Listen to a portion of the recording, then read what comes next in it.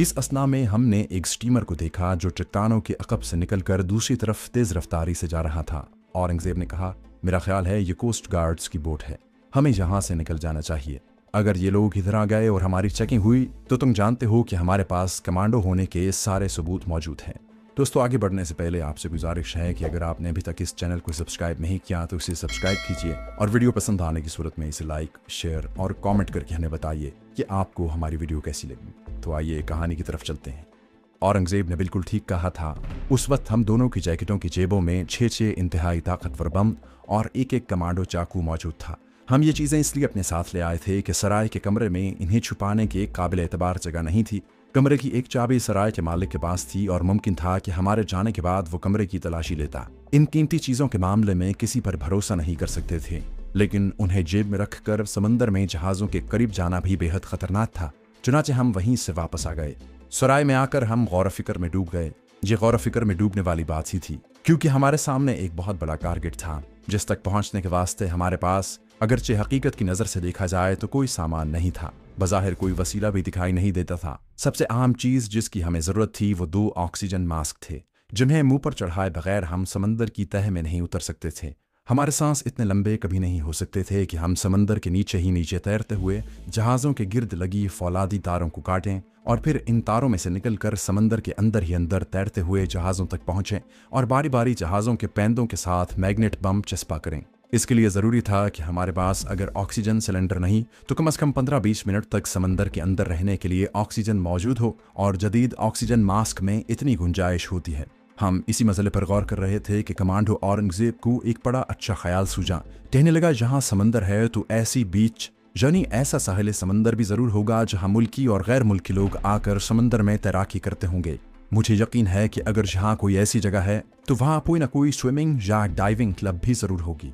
अगर कोई diving club होगी तो इस क्लब में ऑक्सीजन मास्क भी ज़रूर होंगे। क्या ख्याल है तुम्हारा? मुझे रोशनी की एक किरण नज़र आई।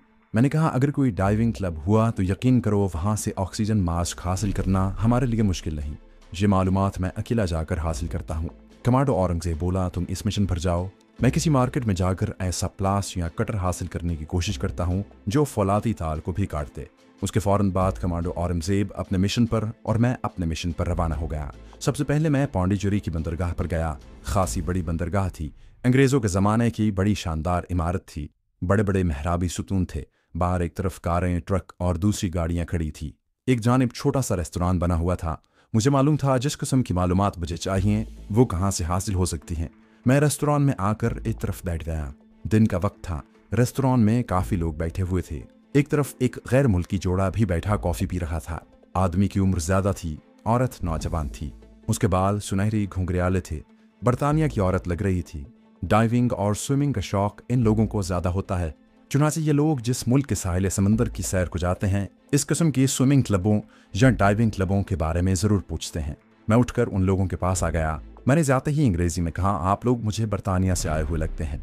बूढ़ा अंग्रेज़ मुझे गौर से देखने लगा। लड़की मुस्कुरा रही थी। लड़की ने मुस्कुराते हुए कहा, हाँ, हम यॉर्कशायर के रहने वाले हैं, इंडिया की सयाहत के लिए आए हैं। मैं उनसे इजाज़त लेकर उनके पास ही कुर्सी पर बैठ गया और इंडिया के मशरकी घाट के समंदर और समंदरी तूफ़ानों का जिक्र छेड़ दिया। बूढ़े अंग्रेज़ ने पूछा, क्या तुम गाइड हो? मैंने हंसकर कहा, नहीं जनाब, मैं भी आपकी तरह एक सयाह हूँ। इंडिया का रहने वाला हूँ, मगर शुमाल में हिमालय के दामन में रहता हूँ। पहली बार पौंडीचेरी की सियाहत करने आया हूँ। मुसीबत यह है कि मुझे स्विमिंग और ख़ास तौर पर समंदर में गोताखोरी का बड़ा शौक है, लेकिन जहाँ मुझे कोई टाइड नहीं कर रहा कि मैं अपना गोताखोरी का शौक कैसे और कहाँ पूरा कर सकता हूँ। बूढ़ा अंग्रेज़ हंसने और जेब से पाइप निकाल कर सुलगाने लगा। साथ ही अंग्रेज़ लड़की की तरफ देख कर बोला, एलिज़ाबेथ, तुम इस मकामी सयाह को समझाओ। अंग्रेज़ लड़की का नाम एलिज़ाबेथ था। उसने मुस्कुराते हुए कहा, मुझे गोताखोरी का शौक है, बल्कि मैं तो कल सारा दिन समंदर में डाइविंग करती रही हूँ। मुझे गौहर मकसूद मिल गया। मैंने बड़ी मिन्नत करने के अंदाज में लड़की से कहा, प्लीज़ मुझे बताओ कि यहाँ ऐसी कौन सी क्लब है जहाँ मैं अपना गोताखोरी का शौक पूरा कर सकता हूँ। मैं इसकी खातिर 100 रुपये तक फीस भी अदा करूँगा। वो अंग्रेज़ बाप बेटी बड़े अच्छे लोग थे और फिर सयाह थे, और सयाह आम तौर पर अपने मुल्क से बाहर जाने के बाद बड़े खुश अखलाक हो जाते हैं। बूढ़ा अंग्रेज़ पाइप का धुआं छोड़ते हुए बोला, नो यंग मैन, तुम्हें फ़ीस देने की कोई ज़रूरत नहीं। हमने पौंडीचेरी डाइविंग क्लब की 1 माह की मेंबरशिप ले रखी है और हमें इख्तियार है कि हम अपने एक मेहमान को गोताखोरी के लिए साथ ले जा सकते हैं। तुम कहाँ रहते हो? मैंने यूं ही एक होटल का नाम ले दिया। बूढ़ा अंग्रेज़ बोला, ओके, अभी हमें पौंडीचेरी का कला देखने जाना है। तुम ऐसा करो, अब दिन के 10 बजे हैं, तुम ठीक 1 बजे यहाँ इसी रेस्टोरेंट में आ जाना। हम तुम्हें अपने साथ डाइविंग क्लब में ले चलेंगे। तुम अपना शौक पूरा कर लेना। मुझे ये पूछने की जरूरत नहीं थी कि इन लोगों के पास ऑक्सीजन मास्क हैं या नहीं, क्योंकि ऑक्सीजन मास्क के बगैर ड्राइविंग या गोताखोरी का तसव्वुर नहीं किया जा सकता। मैंने उठकर उनसे हाथ मिलाया और ठीक 1 बजे वहां आने का कहकर चला गया। सराय में पहुंचा तो कमांडो औरंगजेब पहले से मौजूद था। मुझे देखते ही कहने लगा, मैंने तो अपना मिशन मुकम्मल कर लिया है, तुम सुनाओ क्या सुराग मिला। मैंने अपनी सारी कहानी बयान कर दी। वो कहने लगा, ऑक्सीजन मास्क तो डाइविंग क्लब वालों के पास होंगे। मैंने कहा, बिल्कुल उनके पास होंगे, और वहां से उन्हें उड़ा कर लाना भी मेरा काम है। तुम बताओ इस लिफाफे में क्या है। औरंगजेब ने लिफाफे में से मुझे 2 प्लास निकाल कर दिखाए। ये फौलाद के बड़े मजबूत प्लास थे। वो बोला, मैंने इन्हें इस्तेमाल करके देख लिया है, ये फौलाद की मोटी से मोटी तार को काटने की ताकत रखते हैं। मैंने कहा, ठीक है, अब ऐसा है कि इनको चारपाई पर बिस्तर के नीचे रख दो। मैगिट बम और कमांडो चाकू हम अपने पास ही रखेंगे। इस शहर में हमें ऐसा कोई खतरा नहीं है कि पुलिस बाजार में रोककर हमारी तलाशी ले। औरंगजेब ने दोनों प्लास अपने बिस्तर के नीचे अच्छी तरह छुपा दिए। जब 12:45 हुए तो मैंने औरंगजेब को सराय में ही छोड़ा और खुद बस में बैठकर बंदरगाह की तरफ चल पड़ा। ठीक 1 बजे मैं बंदरगाह वाले रेस्टोरेंट में था। कोई 10 मिनट बाद बूढ़ा अंग्रेज और उसकी बेटी एलिजबेथ भी आ गए। मैंने वहीं थोड़ा बहुत खाना खाया। खाने का बिल आया तो मैंने बूढ़े अंग्रेज को अदा न करने दिया और खुद अदा किया।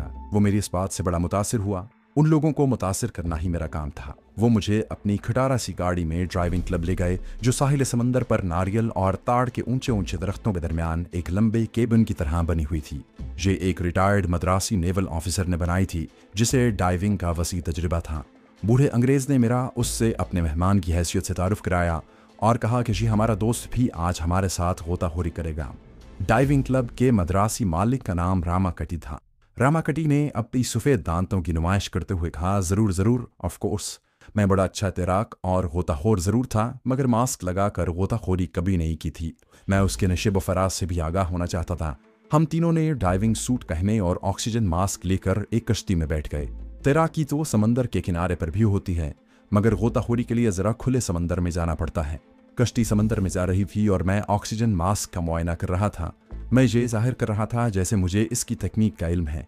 मैंने कहा, मैंने काठियावाड़ के साहिल पर भी बहुत गोताखोरी की है, मगर वहाँ जो क्लब थी उसके पास ज़रा मुख्तलिफ ऑक्सीजन मास्क थे। इस मास्क की ड्यूरेशन कितनी होगी? असल में मैं यही मालूम करना चाहता था कि जो मुझे मालूम नहीं था कि इसे पहनकर आदमी समंदर के अंदर कितनी देर तक रह सकता है। बूढ़े अंग्रेज ने बताया कि इसकी ड्यूरेशन सिर्फ 15 मिनट है। उसकी बेटी एलिजबेथ ने कहा, लेकिन इस क्लब में दूसरे किस्म के ऑक्सीजन मास्क भी हैं, उनकी ड्यूरेशन आधा घंटा है। इसमें ऑक्सीजन का एक फालतू छोटा सिलेंडर लगा होता है। मुझे उसी ऑक्सीजन मास्क की जरूरत थी। मैंने सोच लिया कि वापसी पर उस ऑक्सीजन मास्क का मुआयना भी करूंगा और ये भी देखूंगा कि उसे क्लब में किस जगह पर रखा जाता है। समंदर में कुछ दूर जाकर कश्ती रोक दी गई। ये मोटर बोट थी।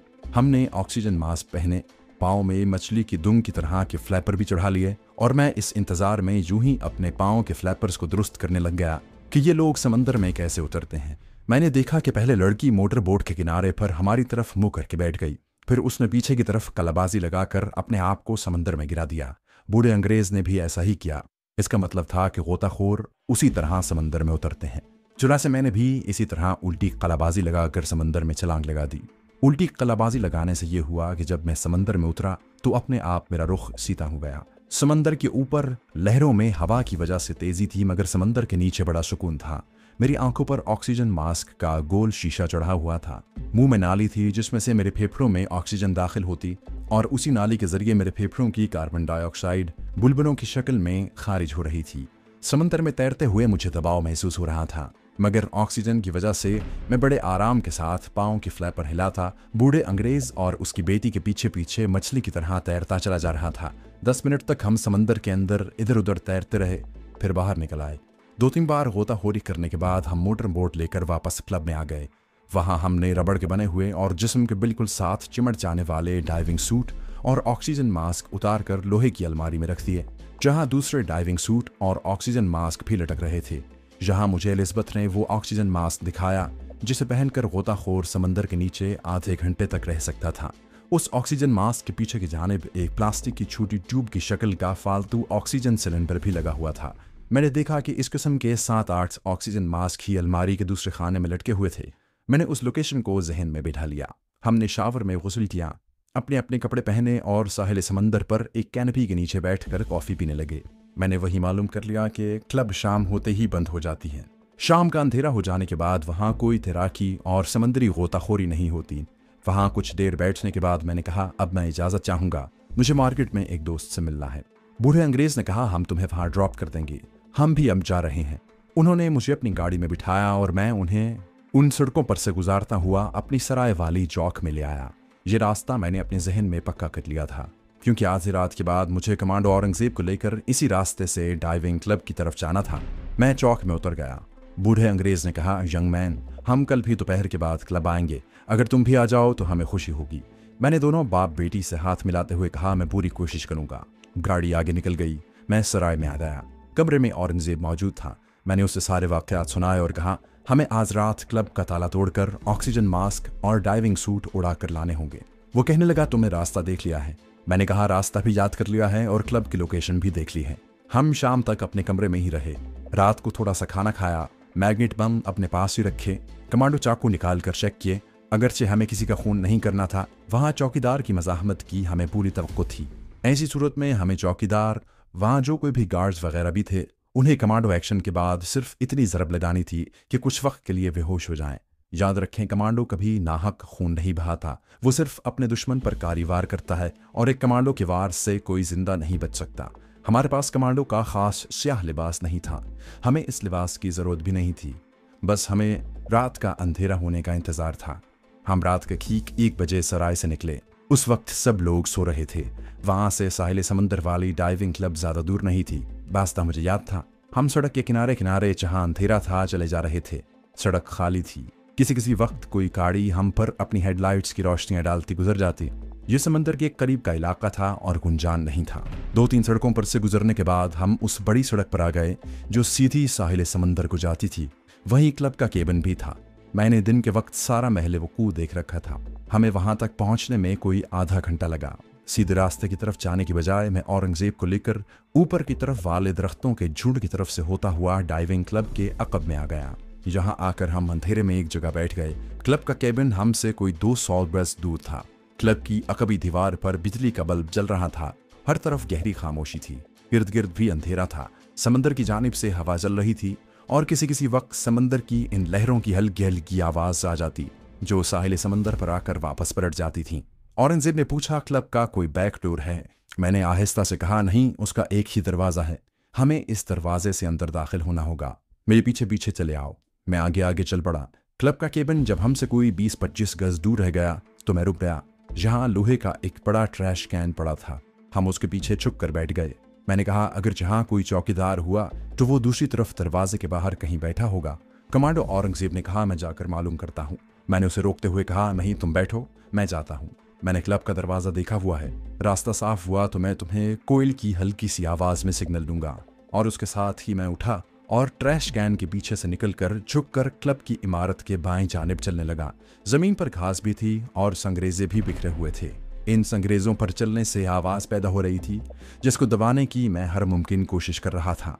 मैं क्लब की दीवार के पास पहुंचकर उसके साथ सीधा होकर लग गया। यहाँ अंधेरा था। मैं दबे पांव दीवार के साथ लगकर आगे बढ़ने लगा। दीवार खत्म हुई तो मैंने बड़ी एहतियात के साथ सर जरा आगे निकाल कर देखा। क्लब के दरवाजे के आगे कोई आदमी बेंच पर पहलू के बल लेटा हुआ था।